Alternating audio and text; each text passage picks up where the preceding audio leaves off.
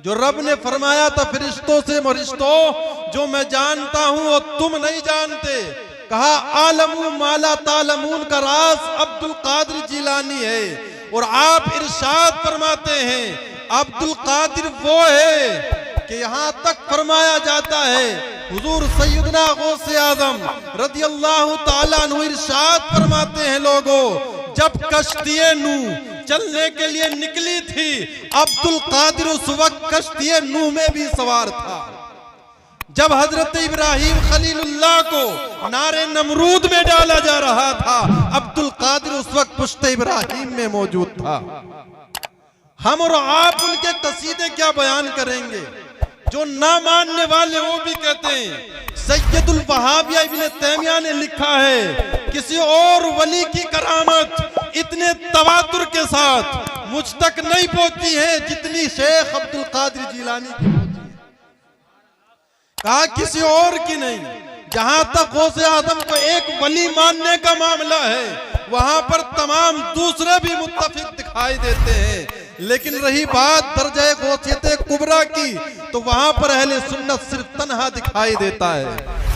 गौसियत कुबरा के मर्तबे पर फाइज होने वाली इस कौम की सबसे पहली कुतुब हजरत फातिमतुज़ ज़ोहरा सलामुल्लाहि ताला अलैहा है।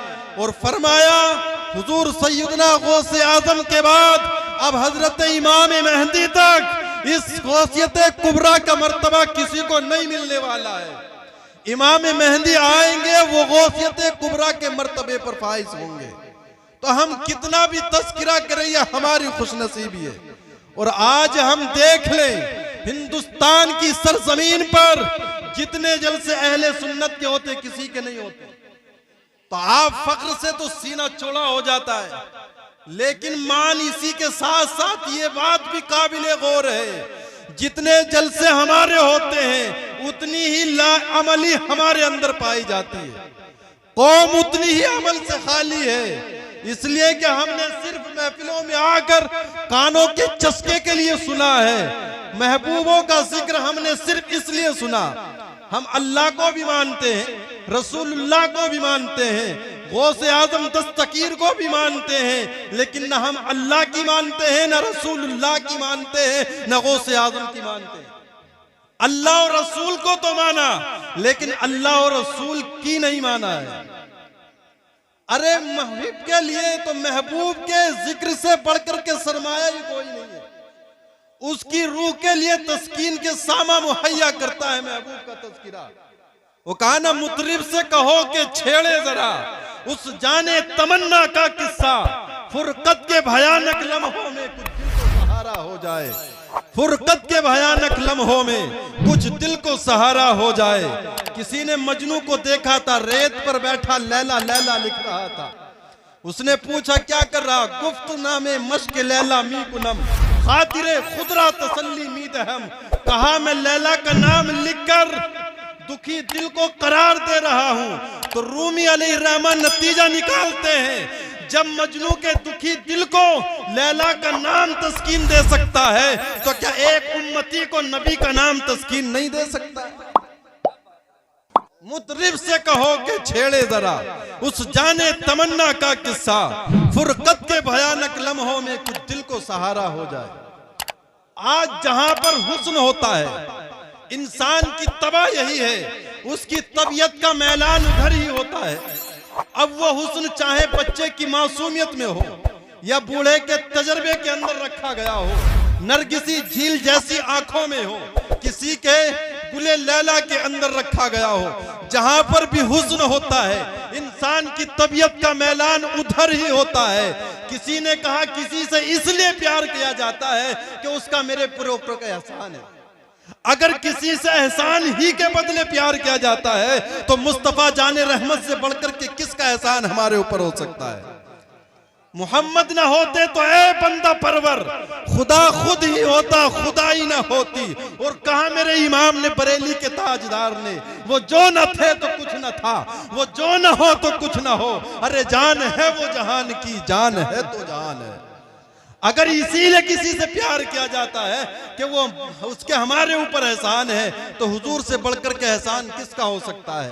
वो कायनात में आया है तो तुम्हें याद करते हुए आया है। जब जमीन से लोगों के दरमियान से पर्दा फरमा रहे विसाल बाकमाल होता है तो इस सहाबी रसूल है जो आपको कब्र अनवर के अंदर उतारते। वो कहते मैं आखिरी शख्स था जिसने हुजूर को कब्र के अंदर उतारा और फिर मैंने कफन की तनिया खोली।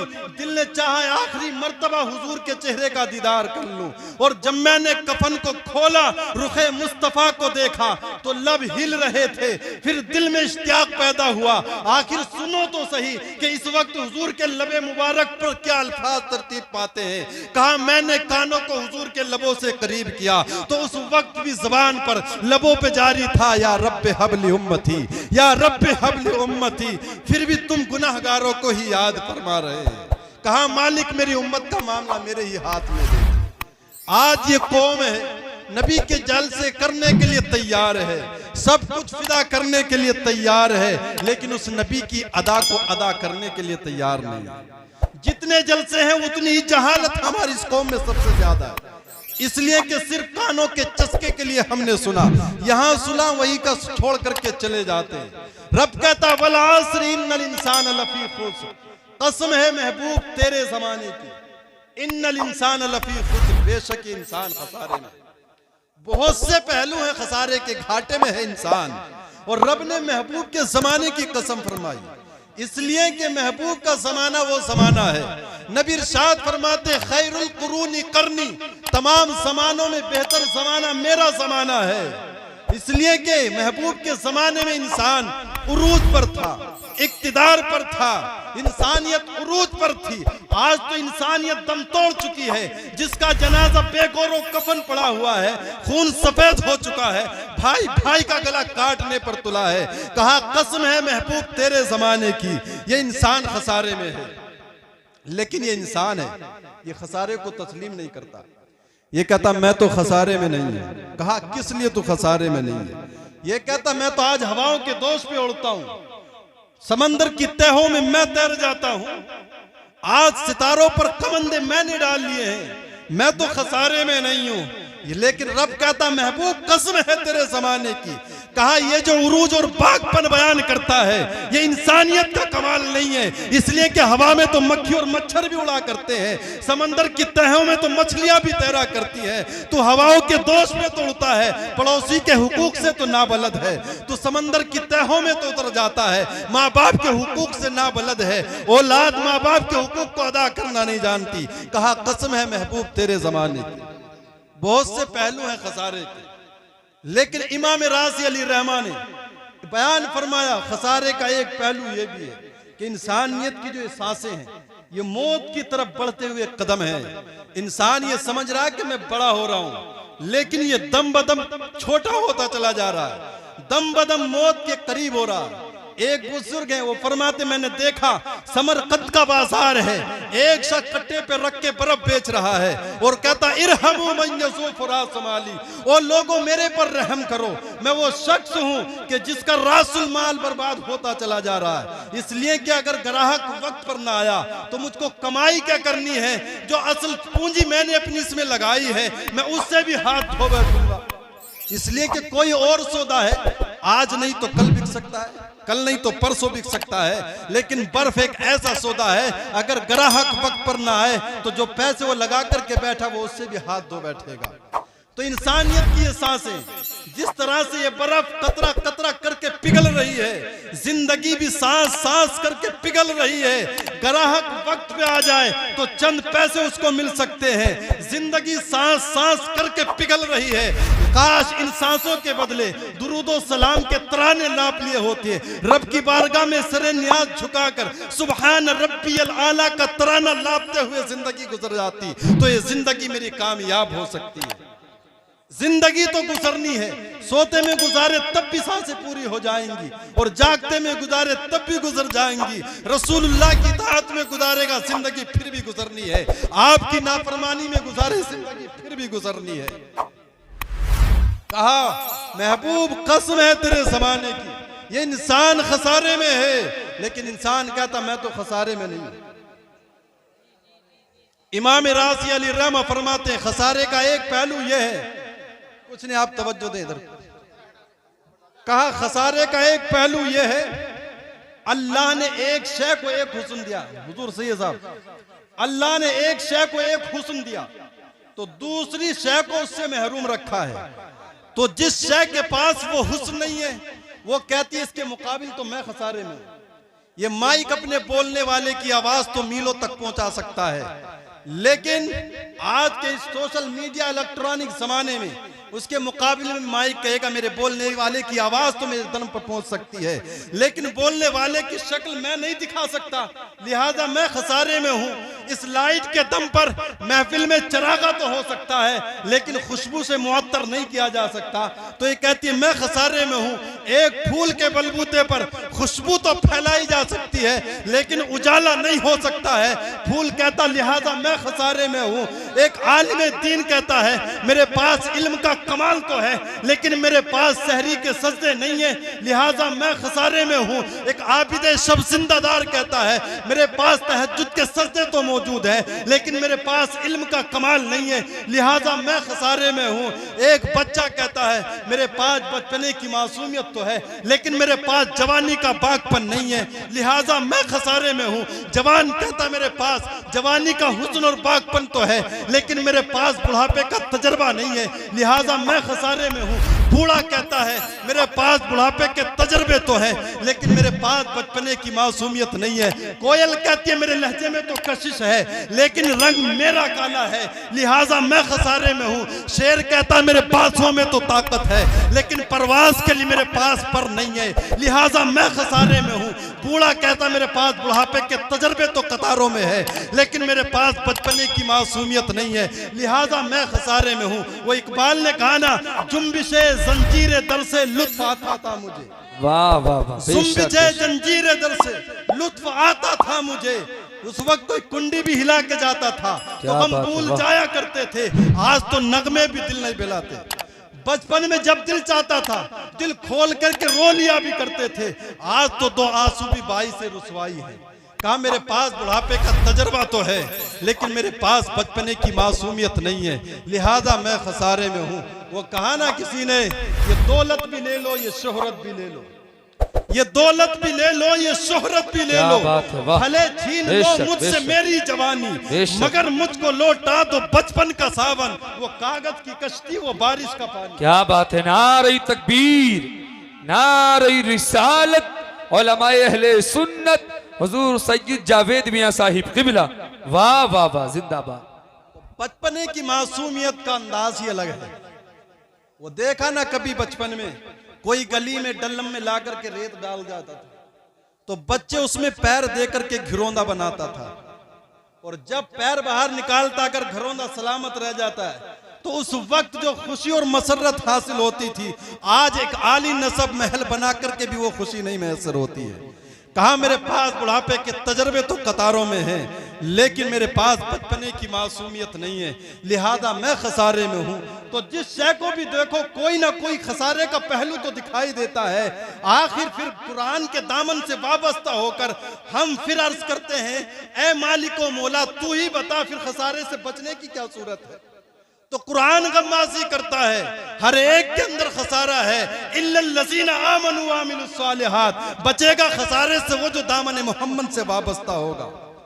तुमने दुनिया में कोसो कजा की रंगीनियां तो देखी है, ये पर्वत पर उगे बेतरतीब पहाड़ों के कतारे तो देखी है, तुमने दुनिया में बागपन और तरह तरह का हुस्न तो देखा है। अगर तुम्हें शौक आ जाए कि जमाल के सारे करीने, हुस्न का सारा बागपन और जमाल की सारी शौखियां अगर एक जात में देखने का शौक आ जाए तो मदीने की गलियों में गुंबद खदरा की छांव में आ जाना, इसलिए कि जमाल के सारे करीने, हुस्न का सारा बागपन एक जाते मुस्तफा में पैदा फरमा दिया है।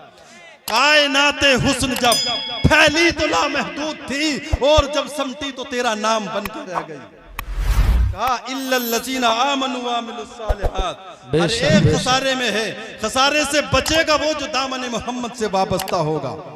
तो आज जलसे तो बहुत होते हैं, महफिलें बहुत सजाई जाती हैं, जलसे का मकसद ये है जो नमाजी नहीं वो नमाजी बन जाए, जो इताअत शियार नहीं वो इताअत शियार बन जाए, जो मुत्तकी नहीं तकवा शियार बन जाए। लेकिन आज हमारे जलसे भी उस वक्त तक चलते हैं कि जो 5 वक्त नमाजी थे उस दिन फजर उनकी भी रह जाती है। होता तो ये कि जो नमाजी नहीं था वो कसरत पढ़ती, जो बेनमाजी को नमाजी बनाता तो जलसा कामयाब था। आज तो जो पढ़ने वाले थे फजर में वो भी गायब हो गए। तो कहा जलसे तो सबसे ज्यादा हमारे होते हैं, लेकिन ला अमली सबसे ज्यादा मेरी इस कौम के अंदर है। तो निरे जलसे करने से कामयाब नहीं। अल्लाह और रसूल को हमने माना है तो हमें अल्लाह और रसूल की भी माननी पड़ेगी, इसलिए कि मुहिब के लिए महबूब के जिक्र से बड़ा और कोई सरमाया हो ही नहीं सकता। कोई कहता है कि हम किसी से इसलिए प्यार करते हैं कि वो हसीन बड़ा है, चलो मान लेता हूं कि हुस्न का अगर मोहब्बत का यही दाइया है कि किसी से इसलिए प्यार करते हो कि तेरा महबूब हसीन बहुत है, तो लाना फिर कायनात में जो मुस्तफा से बड़ा भी कोई हसीन हो। हसनत जमीउ खिसालिही सल्लु अलैहि वालिही।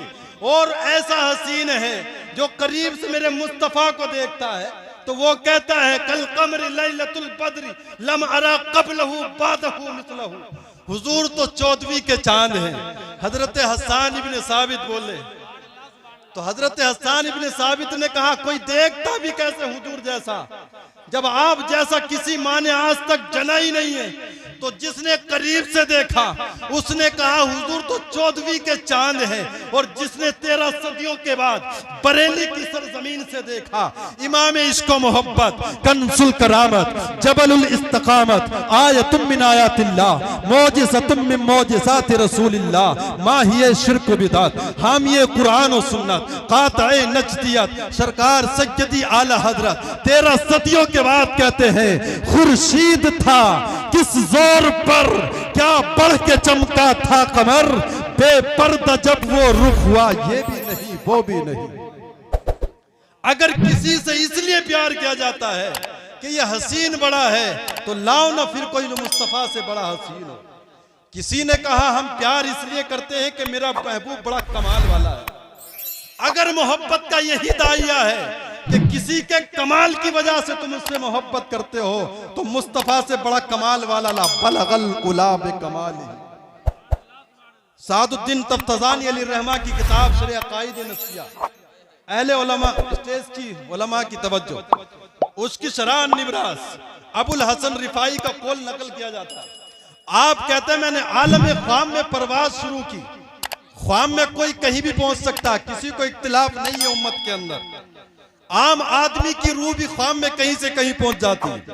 तो अबुल हसन रिफाई कहते हैं मैंने ख्वाम में परवाज शुरू की तो कहते हैं हत्ता सात तो फिल फौकानियात, मैं बहुत ऊपर चला गया। कहते हैं यहां तक कि मैं 7 लाख अर्श पार कर गया। कितने अर्श?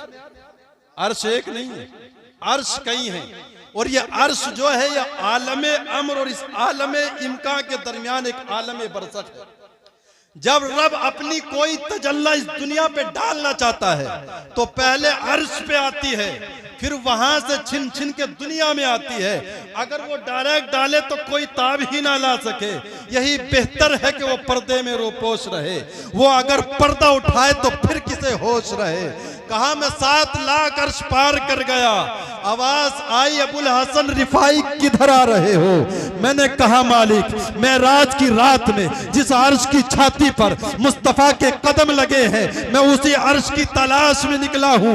आवाज आती अबुल हसन रिफाई इरजिह ला वसूल लक, वापस पलट जाओ। तुम क्या जिस अर्श की छाती पर मुस्तफा के कदम लगे हैं तुम करोड़ों साल भी परवाज करो तो वहां तुम्हारा वहमो ख्याल भी नहीं पहुंच सकता है। न सफर बशर्ते माल है न तलब बकायदे सवाल है, फकत एक सैरिये ज़ौक़ को मैं भटक रहा हूँ कहाँ कहाँ। मेरे दिल की ये खलवतें कई बार सच के उजड़ गई, मुझे बारहा ये गुमा हुआ तुम आ रहे हो कशा कशा। कोई हद है उनके उरूज की बलगल उलाब कमाल ही। जिस नबी के कदम इतने ऊंचे हैं फिर उसका सर कितना ऊंचा होगा।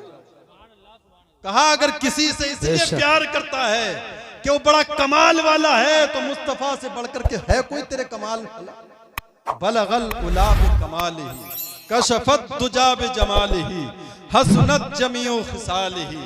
और गौसे पाक उसी की औलाद है। आला हजरत ने कहा ना, तेरी नस्ल पाक में है बच्चा बच्चा नूर का, तू है ऐने नूर, तेरा सब घराना नूर का। गौसे पाक उसी नबी की औलाद है जिसको रब ने तमाम नबियों में आला बनाया।